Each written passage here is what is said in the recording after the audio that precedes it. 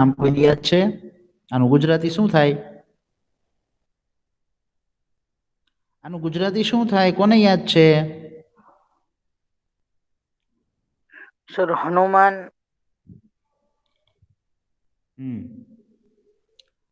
હનુમાન દ્રણિત. હનુમાને વર્ણવેલા હનુમાને વર્ણવેલા રામનું વૃતાંત. સમાચાર અથવા તો વૃત્તાંત. બરાબર, ભૂલી નથી જવાનું, બધા યાદ રાખવાનું છે. બરાબર, ફરી વખત બોલું છું. હનુમત વર્ણિત રામ વૃત્તાંત. બરાબર, હનુમાને વર્ણવેલા રામના સમાચાર. બરાબર, આપણે પ્રસ્તાવનાની અંદર જોયું હતું કે વાલ્મીકી રચિત જે રામાયણ છે એ રામાયણની અંદરથી જે સુંદરકાંડ છે એમાંથી આ પદ્ય લેવામાં આવેલા છે. બરાબર, લંકામાં કોણ જાય છે? હનુમાન. બરાબર છે, એ કોના દૂત તરીકે જાય છે? હનુમાન હનુમાન કોના દૂત તરીકે જાય છે? રામના. રામદૂત. રામના દૂત તરીકે જાય છે. કોની પાસે જાય છે? સીતાને.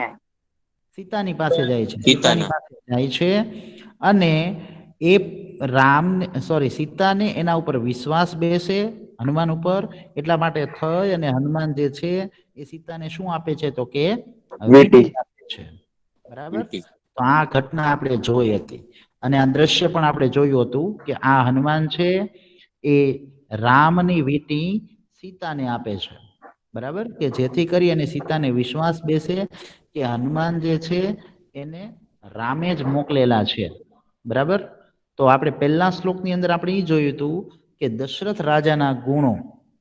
બરાબર, દશરથ રાજાના એનો આમ જુઓ તો વૈભવ, એના ગુણો. બરાબર, કારણ કે રથો, હાથીઓ અને ઘોડાઓ વાળા છે, પુણ્ય કરવાના સ્વભાવ વાળા છે. બરાબર છે, ખૂબ જ યશસ્વી છે, સરળ સ્વભાવના છે. તો એવા દશરથ રાજાની વાત પહેલા શ્લોકની અંદર આપણે સમજ્યા હતા. તો દશરથ રાજા જે છે એના પુત્ર કોણ છે? મોટા પુત્ર તો કે રામ. તો બીજાની અંદર જે છે ગુણો, એ આપણે રામના ગુણો જોયા હતા બીજા શ્લોકમાં, કે ભાઈ રામની અંદર કયા કયા ગુણો છે, તો એ આપણે સમજ્યા હતા અને એના વિશેષણો જોયા હતા. પછી આપણે ત્રીજા શ્લોકની અંદર પણ રામના ગુણો શીખ્યા હતા કે ભાઈ પોતાના આચરણના રક્ષક છે, સ્વજનના રક્ષક છે, આ જીવલોક એટલે કે આ સંસારના રક્ષક, ધર્મના પણ રક્ષક છે.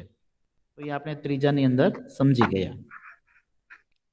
ચોથો શ્લોક જે છે, બરાબર, એ આપણે બાકી છે. મેં તમને ઓલામાં પીડીએફમાં તો સેન્ડ કરી દીધો છે, સમજવાનો બાકી છે. સમજી લઈએ ચોથો શ્લોક. ચોથા શ્લોકની અંદર શબ્દાર્થ છે એ સાથે લખતા જજો.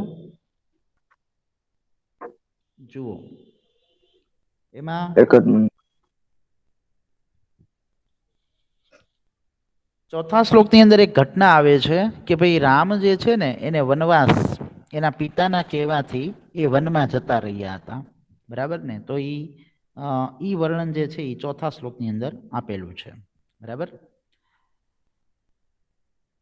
એમાં પહેલો શબ્દ લખો સત્ય અભિસંધસ્ય, એટલે કે સત્યના સંકલ્પ વાળા. સત્યના સંકલ્પ વાળા.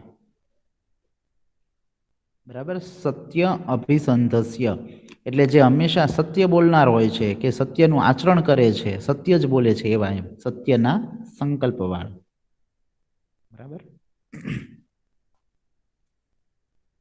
એટલે સત્યના સંકલ્પ વાળા એટલે કોણ? અહીંયા કોની વાત છે? તો કે જે રામ છે એની વાત કીધેલી છે, કે જે હંમેશા સત્યનું આચરણ કરે છે ને એવા, એના જે વૃદ્ધ પિતા છે એને કહેવા છે. પછી આ શબ્દ તો ખ્યાલ આવી ગયા, વૃદ્ધનું વૃદ્ધ, વચનનું વચન અને પિતુનું પિતા, એટલે એ કઈ લખવાની જરૂર નથી. નીચેની લીટીમાં જુઓ, ચોથા શ્લોકમાં સભાર્ય સભાર્ય, અને આ પણ સાથે શબ્દ લખી નાખજો, સહભાર્ય સહ, એટલે કે પોતાની પત્ની સાથે.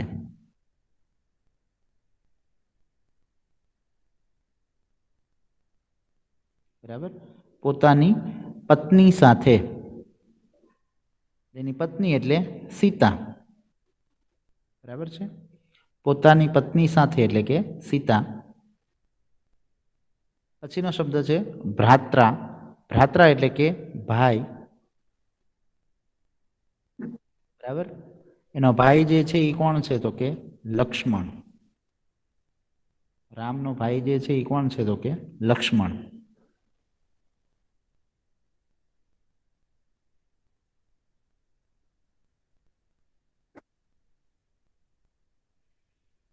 વીર શબ્દનો અર્થ આપણે વીર જ લેવાનો છે, બરાબર, પણ એ વિશેષણ છે કોનું તો કે રામનું, બરાબર. આ એક શબ્દ લખો પ્રવ્રજિતો. પ્રવ્રજિતો એટલે કે પ્રસ્થાન કર્યું, પ્રસ્થાન કર્યું.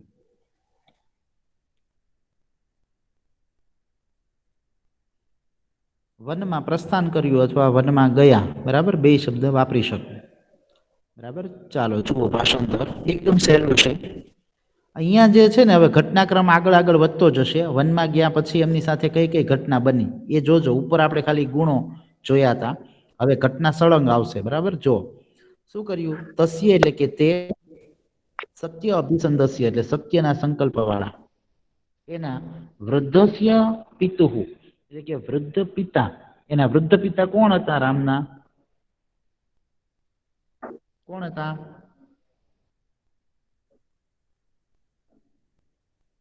રામના પિતા કોણ હતા? હલો, દશરથ. સર, રામના પિતા દશરથ. હા, બરાબર. તમે જાગૃત રહ્યો, અહીંયા ધ્યાન રાખો, બરાબર. રામના પિતા કોણ હતા તો કે દશરથ. એટલે અહીંયા એની જ વાત છે કે વૃદ્ધ પિતાના કહેવાથી, બરાબર છે. એટલે વૃદ્ધ પિતા એટલે કોણ તો કે દશરથ રાજા. તે સત્યના સંકલ્પ વાળાના વૃદ્ધ પિતાના કહેવાથી, બરાબર. હવે નીચે લીટીમાં પહેલું વાક્ય પૂરું થઈ ગયું, બરાબર. તે સત્યના સંકલ્પ વાળા એના વૃદ્ધ પિતાના કહેવાથી, બરાબર.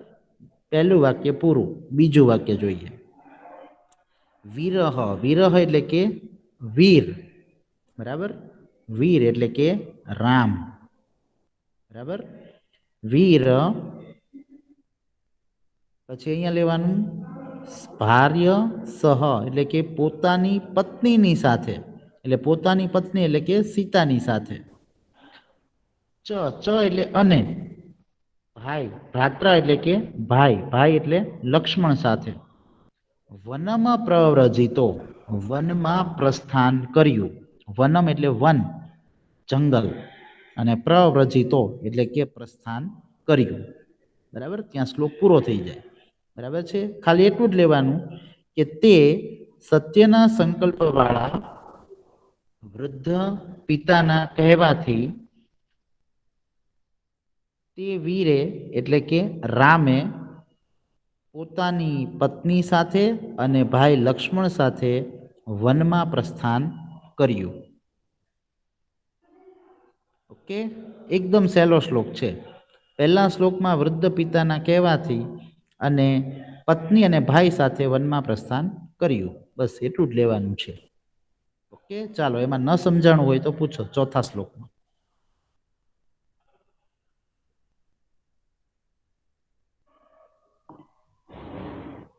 હું સર? ચોથામાં કાંઈ ન સમજાણું હોય કોઈને તો પૂછી લ્યો.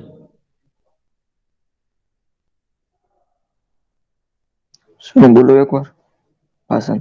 હા બોલો.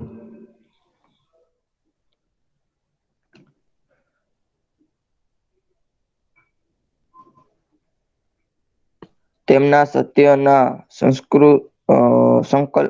સંકલ્પ વાળા વૃદ્ધને વૃદ્ધ પિતાના વૃદ્ધને વચન આપીને પિતાના કહેવાથી પિતાના ભાઈ વીર પિતાના કહેવાથી પોતાના ભાઈ વીર પોતાની પત્ની સાથે જંગલમાં પ્રસ્થાન કર્યું. પ્રસ્થાન કર્યું. પત્ની સાથે અને ભાઈ સાથે, બરાબર, પત્ની સાથે અને ભાઈ સાથે જંગલમાં અથવા તો વનમાં પ્રસ્થાન કર્યું, બરાબર છે. એટલે સત્યના સંકલ્પવાળા વૃદ્ધ પિતાના કહેવાથી પોતાની પત્ની સાથે અને ભાઈ લક્ષ્મણ સાથે વનમાં પ્રસ્થાન કર્યું. વીર શબ્દ જે છે એનો અર્થ આપણે લેવાનું છે રામ, એટલે આપણી પહેલા આવી જશે રામે. કોણે પ્રસ્થાન કર્યું? તો કે રામે, એમ, બરાબર. એટલે આખું વાક્ય તમે સમજો ને એટલે તમને આપોઆપ બંધ બેસી જાય કે તે રામે પોતાની પત્ની સાથે અને ભાઈ લક્ષ્મણ સાથે વનમાં પ્રસ્થાન કર્યું, બરાબર છે. એટલે વનમાં જાય છે કોણ? કેટલા જણા ગયા વનમાં? તો કે 3, બરાબર. રામ પોતે, એની પત્ની સીતા અને રામના ભાઈ એટલે કે લક્ષ્મણ, એનો નાનો ભાઈ. એ ત્રણેય ક્યાં જાય છે? તો કે વનમાં. કોના કહેવાથી જાય છે? તો કે પિતાના કહેવાથી. એના પિતા કોણ છે? તો કે દશરથ, બરાબર. તો ચોથો શ્લોક દરેકને સમજાણો હશે. હવે 5મા શ્લોક તરફ આગળ વધીએ. હવે જો વનની અંદર શું ઘટના બને છે એ આપણને 5માની અંદર આપેલી છે. જો શું ઘટના બને છે સમજો. કે વનની અંદર એ જાય છે તો અહીંયા આપણને થોડુંક વર્ણન પણ આપેલું છે કે ભાઈ અહીંયા શરૂઆતમાં એવું આપેલું છે કે ભાઈ વિશાળ વનમાં શિકારની પાછળ દોડતા અને મરજી મુજબ રૂપ લેનારા, કામરૂપીણ એવો શબ્દ આપેલો છે. કામરૂપીણ એટલે ઈચ્છા મુજબ જે ધારે એવું રૂપ લઈ શકે, બરાબર, પોતાનું રૂપ બદલાવી શકે એવા બધા રાક્ષસો હતા ત્યાં જંગલમાં. એ રાક્ષસોને શું કર્યું રામે? તો કે રાક્ષસોને મારી નાખ્યા. નિહતા એટલે કે મારી નાખ્યા, કારણ કે એ લોકોને ત્રાસ આપતા હતા, બરાબર. એટલે 5મા શ્લોકમાં આ વર્ણન છે, બરાબર. તો જંગલની અંદર પેલા આ ઘટના બની કે ભાઈ જે એવા રાક્ષસો હતા ને જે ત્રાસ આપનારા, એ બધાને રામે મારી નાખ્યા, બરાબર. છઠ્ઠાની અંદર પણ એવું જ વર્ણન આવશે કે ભાઈ ખરદૂષણ નામનું રાક્ષસ છે એને પણ મારી નાખ્યું, બરાબર. તો એ વર્ણન 5મા અને 6ઠ્ઠાની અંદર આવશે. તો 5માનું પહેલા જોઈએ શબ્દો. પહેલો શબ્દ છે મહારણ્ય. મહારણ્ય એટલે કે વિશાળ વનમાં. અરણ્ય શબ્દ છે ને એટલે અરણ્યનો અર્થ પણ વન થાય, બરાબર. એનો પર્યાય શબ્દ છે. અરણ્યમ હોય કે વનમ હોય, બે એક જ. આ બે એકબીજાના પર્યાય છે. વનમ શબ્દ પ્રયોજાયો હોય તો પણ એનું પૂછ્યું હોય વનમનો પર્યાય શબ્દ લખો તો અરણ્ય, અરણ્યનો પર્યાય શબ્દ લખો તો વન, બરાબર. અને એનું ગુજરાતી થાય છે મહારણ્યનું વિશાળ વનમાં. વિશાળ અથવા તો મોટું. પછી આગળનું મૃગયામ. મૃગયામ એટલે કે શિકાર. મૃગયામ એટલે કે શિકાર.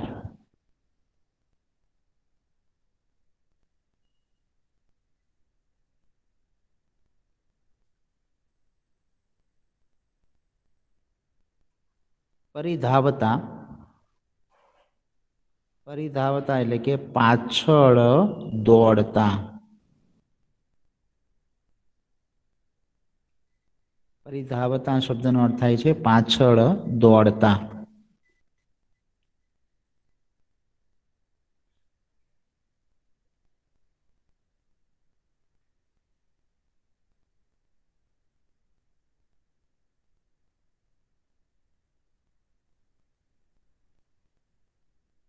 બહવઃ. બહવ એટલે કે ઘણા. બહવ એટલે કે ઘણા, એમ ઝાઝા, ઘણા બધા.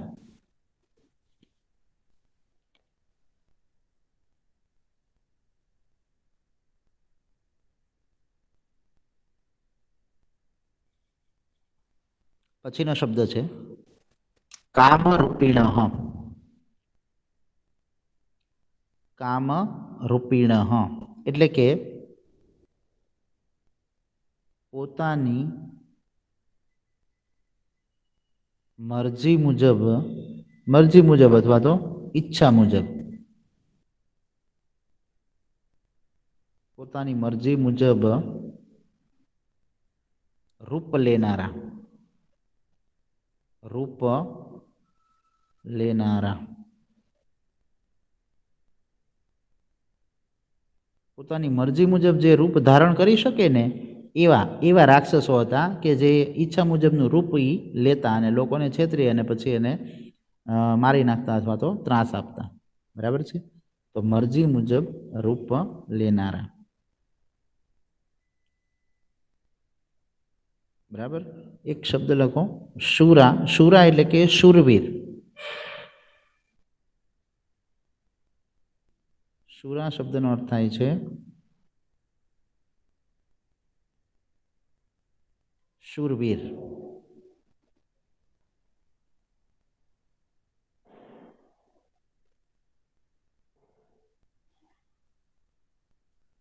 નિહત્તાહા. નિહત્તાહા શબ્દનો અર્થ થાય હણી નાખ્યા. હણી નાખવું એટલે મારી નાખવું. હણી નાખ્યા અથવા તો મારી નાખ્યા. બરાબર? હણી નાખ્યા અથવા તો મારી નાખ્યા.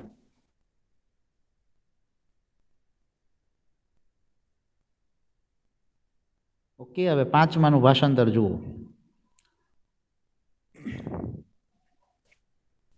પહેલો શબ્દ છે તેન. તેન એટલે કે તે.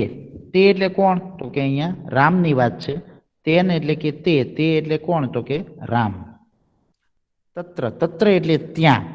ક્યાં એટલે ક્યાં? તો કે વનમાં. બરાબર? એટલે આખું વાક્ય કેમ આવે? તે રામે ત્યાં. તત્ર એટલે ત્યાં. મહાઅરણ્ય. મહાઅરણ્ય એટલે કે વિશાળ વનમાં. વિશાળ વનમાં. મૃગયામ. મૃગયામ એટલે કે શિકારની. અને પરિધાવતા એટલે કે પાછળ દોડતા. તે રામે ત્યાં વિશાળ વનમાં શિકારની પાછળ દોડતા. શિકારની પાછળ દોડતા. અહીંયાથી શબ્દ લેવાનો કામરૂપીણ એટલે કે ઈચ્છા મુજબનું અથવા તો મરજી મુજબનું રૂપ લેનારા. પોતાની મરજી મુજબ રૂપ લેનારા. બરાબર? ઘણા બધા. બહવ એટલે કે ઘણા બધા. શુરા એટલે કે શૂરવીર. રાક્ષસા એટલે કે રાક્ષસોને. અને નિહત્તાહા. નિહત્તાહા એટલે કે મારી નાખ્યા અથવા તો હણી નાખ્યા. ફરી વખત અહીંયા સળંગત લેવાનું છે અને પછી આમ લેવાનું છે. બરાબર? જો તે રામે ત્યાં વિશાળ વનમાં શિકારની પાછળ દોડતા. બરાબર? પછી નીચેની લીટીમાં શિકારની પાછળ દોડતા પોતાની મરજી મુજબ રૂપ લેનારા ઘણા બધા શૂરવીર રાક્ષસોને હણી નાખ્યા અથવા તો મારી નાખ્યા. આ શબ્દ છેલ્લે લેવાનો. બરાબર? એટલે અહીંયા કેવા એટલું માંગે છે કે એવા રાક્ષસો હતા કે જે પોતાની મરજી મુજબનું રૂપ લઈ શકતા હતા અને લોકોને ત્રાસ આપતા હતા. તો એવા જે રાક્ષસો જે છે ને એને રામે હણી નાખ્યા, મારી નાખ્યા જંગલની અંદર. બરાબર છે? ઓકે, પાંચમો સમજાઈ ગયો? એકદમ સહેલો શ્લોક છે. બરાબર?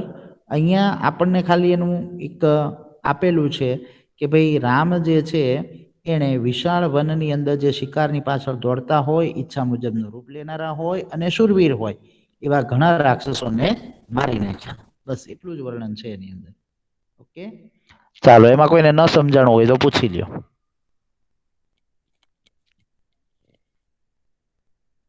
પાંચમા શ્લોકમાં કોઈને ન સમજાણું હોય તો પૂછી લ્યો.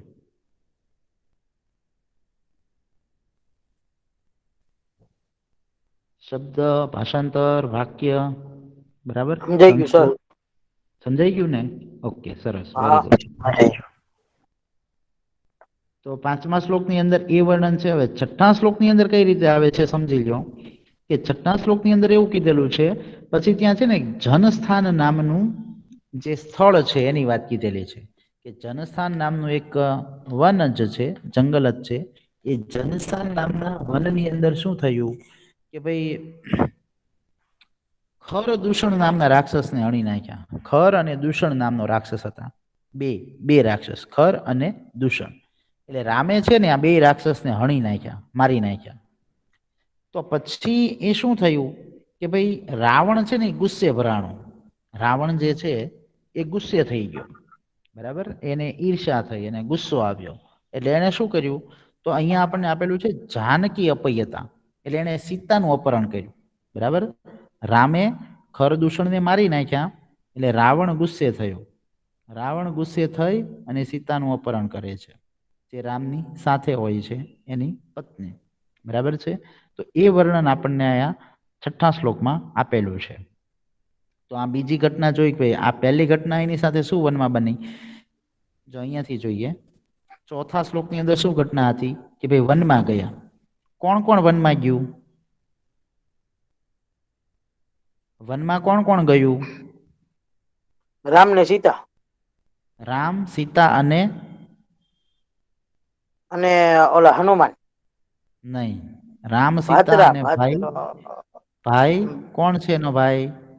આપણે હમણાં જ જોયું હજી, વીર, લક્ષ્મણ. લક્ષ્મણ. હા, ભૂલી નથી જવાનું. ભાઈ અને એની પત્ની. બરાબર, એટલે એવી રીતે ત્રણ જણા જે છે એ વનમાં રામ, એની પત્ની સીતા અને રામના નાના ભાઈ લક્ષ્મણ. બરાબર, ત્રણેય વનમાં ગયા છે. તો વનની ઘટના આપણે જોઈ. પાંચમા શ્લોકની અંદર કઈ ઘટના જોઈ, તો કે ભાઈ રાક્ષસોને હણી નાખ્યા, એક નહીં ઘણા બધા. બરાબર, હવે 6ઠાની અંદર આપણે ઘટના જોવાની છે બે. એક તો ખરદૂષણને મારી નાખ્યા અને બીજી તો કે સીતાનું અપહરણ કર્યું. જોઈએ, શબ્દો પેલા લખી લ્યો. આ જે છે ને એનો તો અર્થ એટલો જ થાય છે જનસ્થાન નામનું વન. બરાબર, એટલે એ કઈ લખવાની જરૂર નથી. શ્રુતવા, શ્રુતવા એટલે કે સાંભળીને. શ્રુતવા શબ્દનો અર્થ થાય છે સાંભળીને. અને એનું કૃદંત કયું થશે, તો કે સંબંધક ભૂત કૃદંત. શા માટે?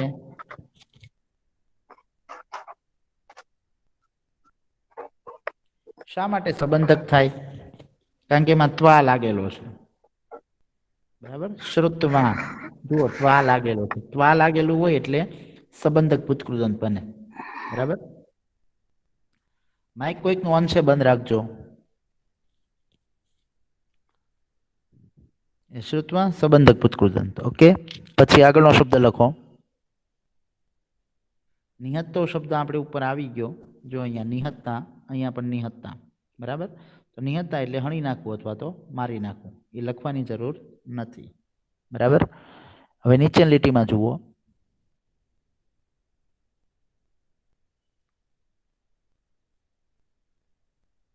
હવે અહીંયા શબ્દ, આ એક શબ્દ આખો લખી નાખો પેલા. તતસ્ત્વમાં અર્ષપયતા, એ શબ્દ લખી નાખો, પછી એની તમને સંધિ છોડાવવું એટલે તમને ખ્યાલ આવી જાય. તમને સંધિ એની નીચે બતાવી જ દઉં એટલે તમને આઈડિયા આવી જાય આખો. બરાબર, તતસ્વમાં અર્ષપયતા. જુઓ નીચે આપણને વિશેષની અંદર એની સંધિ આપેલી છે. જો અહીંયા તતઃ તું અમર્ષાપયતા, એ શબ્દ લખી નાખો તમે સંધિ છૂટી પાડીને. હો,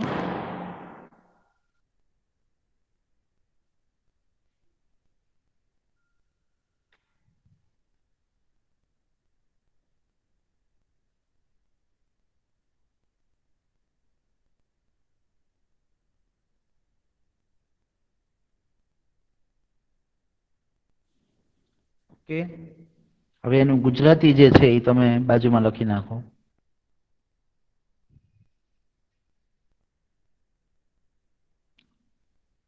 હવે એનું ગુજરાતી જે છે ને, આમ જુઓ તો તતઃ,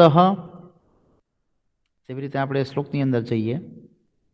જો તતઃ પછી ત્વમ, પછી તત શબ્દનો અર્થ થાય પછી.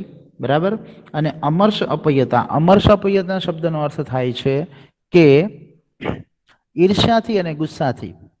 બરાબર, અમર્ષ શબ્દનો અર્થ થાય છે ઈર્ષ્યાથી અને ગુસ્સાથી. અને છેલ્લો શબ્દ અપહ્યતા છે. અપહ્યતા એટલે અપહરણ કરવું.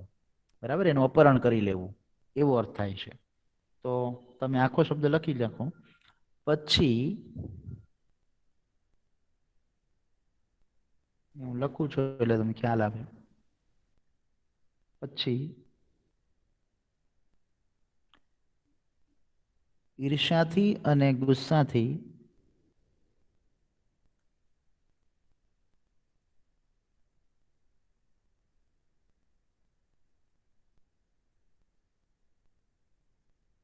ઈર્ષ્યાથી અને ગુસ્સાથી અપહરણ કર્યું. બરાબર. પછી ઈર્ષ્યાથી અને ગુસ્સાથી અપહરણ કર્યું.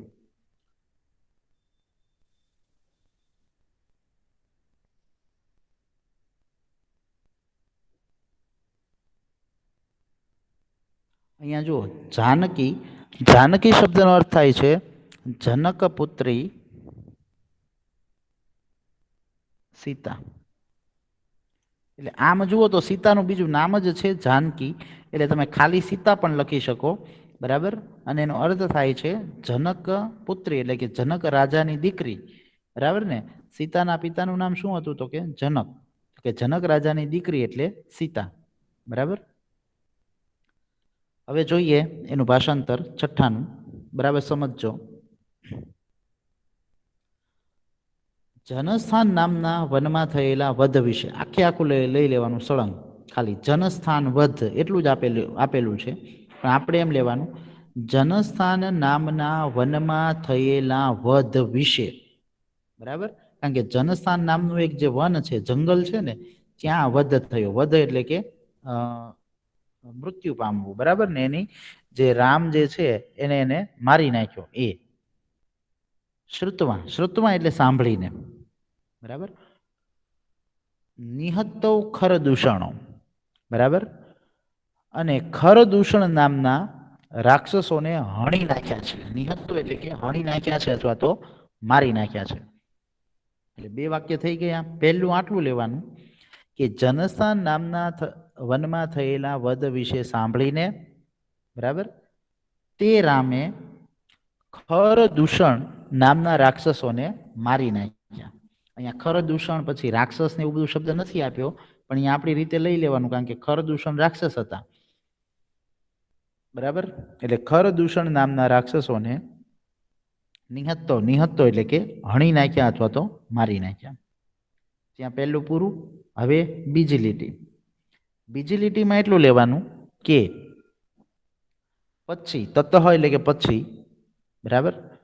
રાવણે એટલે કે રાવણે, પછી રાવણે અમર્ષ એટલે કે ઈર્ષ્યાથી અને ગુસ્સાથી જાનકી એટલે કે સીતાનું, બરાબર, અથવા જનક પુત્રી સીતાનું, અને અપહ્યાતા શબ્દ છેલ્લે લેવાનું, અપહરણ કર્યું.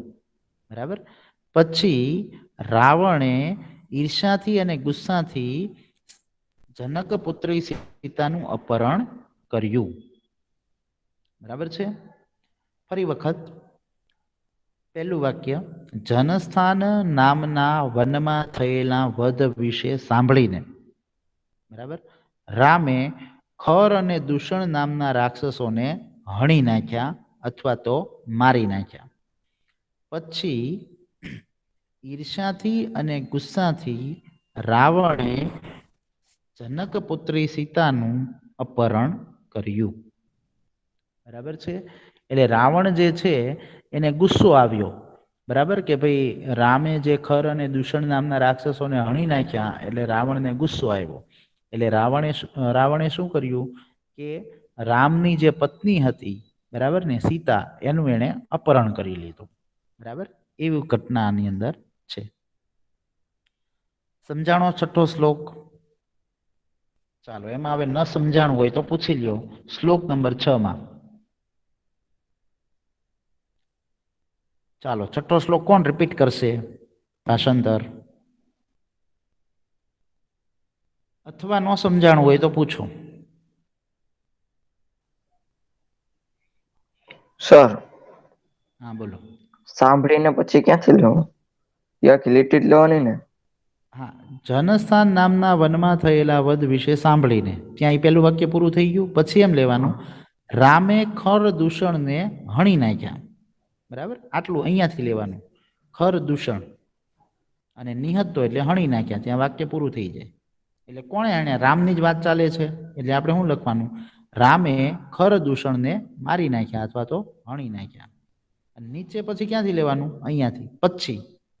બરાબર, પછી ઈર્ષ્યાથી અને ગુસ્સાથી રાવણે, બરાબર, જનક પુત્રી સીતાનું અપહ્યતા એટલે અપહરણ કર્યું. અપહરણ કર્યું એ છેલ્લે લેવાનું.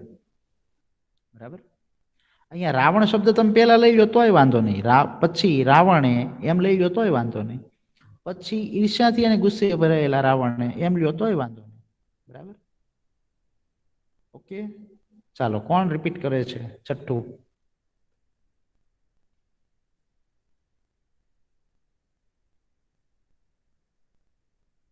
શું કરું?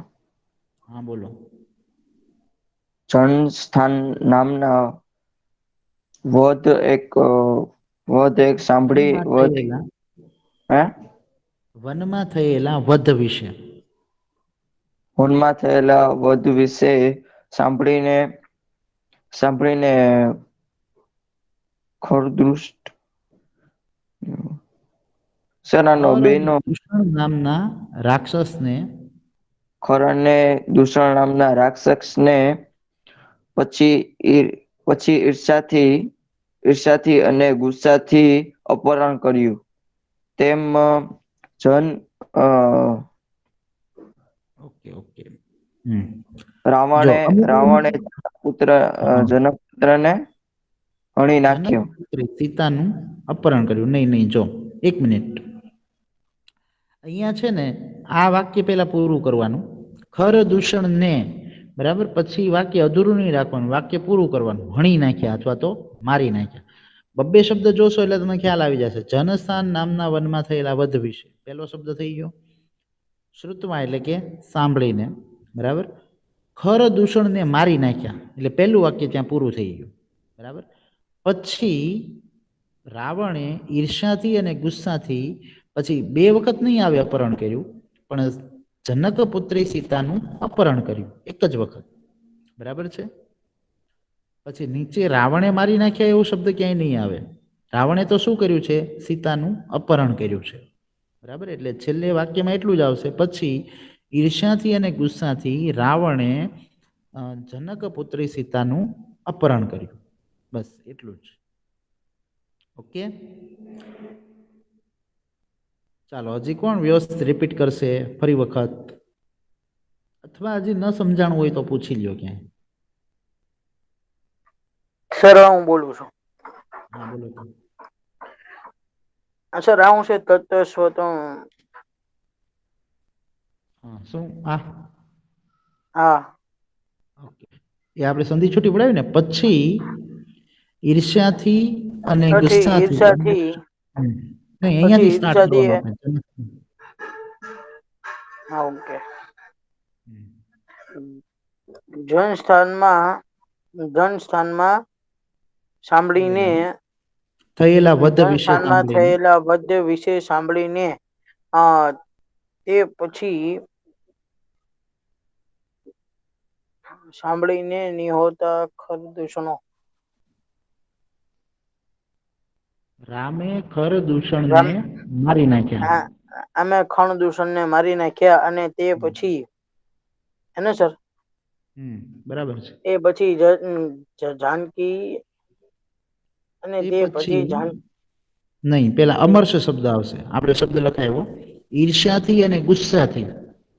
એ પછી ઈર્ષ્યાથી અને ગુસ્સાથી જાનકીએ રાવણનું મૃત્યુ કરી નાખ્યું. નહીં. શું આવશે? પછી ઈર્ષ્યાથી અને ગુસ્સાથી રાવણે, બરાબર, રાવણ જે રાક્ષસ હતો એણે સીતાનું અપહરણ કર્યું. બરાબર, જાનકી એટલે સીતા થાય છે. જાનકીએ રાવણને મારી નાખ્યો એમ નહીં. બરાબર, શું આવે? રાવણે જનક પુત્રી સીતાનું અપહરણ કર્યું. અપહ્યતા એટલે અપહરણ કર્યું. બરાબર, ખ્યાલ આવે? ફરી વખત બોલું છું શ્લોક, બરાબર ધ્યાન રાખજો. જનસ્થાન નામના વનમાં થયેલા વધ વિશે શ્રુતવા એટલે સાંભળીને, બરાબર, ફરી વખત જનસ્થાન નામના વનમાં થયેલા વધ વિશે સાંભળીને રામે ખર અને દૂષણ નામના રાક્ષસોને હણી નાખ્યા અથવા તો મારી નાખ્યા. એટલે ખર અને દૂષણ નામના રાક્ષસોને મારી નાખે છે. આટલું ઘટના પૂરી થઈ ગઈ. હવે આ ખર દૂષણને મારી નાખ્યા ને એટલે રાવણ ગુસ્સે થયું. બરાબર. તો અહીંયા શું આવશે કે પછી ઈર્ષ્યાથી અને ગુસ્સાથી, એટલે રાવણને ઈર્ષ્યા પણ થઈ અને ગુસ્સો પણ આવ્યો. એટલે રાવણે શું કર્યું તો કે સીતાનું અપહરણ કર્યું. અપહ્યતા એટલે કે અપહરણ કર્યું. બરાબર. સિમ્પલ કે અહીંયા શું થયું, પેલા એક જનસ્થાનમાં કંઈક વધ થયો, એના કારણે થઈ રામે શું કર્યું, ખર દૂષણને મારી નાખ્યા. હવે એના કારણે ગુસ્સો કોને આવ્યો, રાવણને આવ્યો. એટલે રાવણ ગુસ્સો આવ્યો અને ઈર્ષા થઈ એટલે એને કોનું અપહરણ કર્યું તો કે સીતાનું. બરાબર છે. તો રાવણે ઈર્ષાથી અને ગુસ્સાથી સીતાનું અપહરણ કર્યું. ઉપરમાં મારી નાખ્યા આવે છે કોણે, રામે મારી નાખ્યા ખરદૂષણને. તો રાવણ ગુસ્સે થઈને શું કર્યું, રામની પત્ની એટલે કે સીતાનું અપહરણ કરી લીધું. ખ્યાલ આવે છે? હા, તમને ન સમજાતું હોય ભાષાંતર અથવા તો ઘટના તો મને પૂછો તો તમને ખ્યાલ આવે. બરાબર. તો મને પણ ખ્યાલ આવે કે સમજાણું છે કે નથી સમજાણું. બરાબર. એટલે અહીંયા જે છે ને, જેવી રીતે ઉપર અહીંયા આપણને કીધું 5મા શ્લોકની અંદર કે ભાઈ ઘણા બધા શૂરવીર રાક્ષસોને હણી નાખ્યા હતા. તો હવે એની અંદર બીજી એક ઘટના બની કે ભાઈ જનસ્થાનમાં એક વધ વિશે રામે સાંભળ્યું અને રામે શું કર્યું કે ખરદૂષણ નામના રાક્ષસોને મારી નાખ્યા. હવે એનાથી રાવણને ગુસ્સો આવ્યો. એટલે ગુસ્સે થયેલા રાવણે શું કર્યું તો કે રામની પત્નીનું અપહરણ કરી લીધું. બરાબર. એવી રીતે 6થો શ્લોક લખવાનો છે. પણ એક બે વખત રીડ કરશો, વાંચશો, સમજશો એટલે ખ્યાલ આવતો જશે. પણ શબ્દો જે છે ને એ હંમેશા સામે રાખવા એટલે તમને વધારે ક્લિયર થાય. બરાબર. શબ્દો જે છે એ ખાસ સાથે રાખજો અને સંસ્કૃત પણ સાથે રાખો એટલે તમને ખ્યાલ આવતો જાય. બરાબર છે. તો આ આપણો 6થો શ્લોક હતો. હવે 7મા શ્લોકની અંદર શું ઘટના બને છે, બરાબર, કે 6થા શ્લોકની અંદર આપણે જોયું. હું તમને જ્યારે એની પીડીએફ સેન્ડ કરું ત્યારે બરાબર ધ્યાનપૂર્વક સારા અક્ષરે એ શ્લોક લખી નાખજો ફેરબુકની અંદર. બરાબર છે. 7મા શ્લોકની અંદર શું ઘટના બને છે એ જુઓ. આપણે 4, 5, 6માં ઘટના જોઈ. 4માં કઈ ઘટના બની તો કે રામ છે એ વનમાં ગયા. બરાબર. એમના ભાઈ લક્ષ્મણ અને રામની પત્ની એટલે કે પોતાની પત્ની સીતા એની સાથે એ વનમાં ગયા. વનમાં શું ઘટના બની કે એમણે ઘણા બધા શૂરવીર રાક્ષસોને મારી નાખ્યા.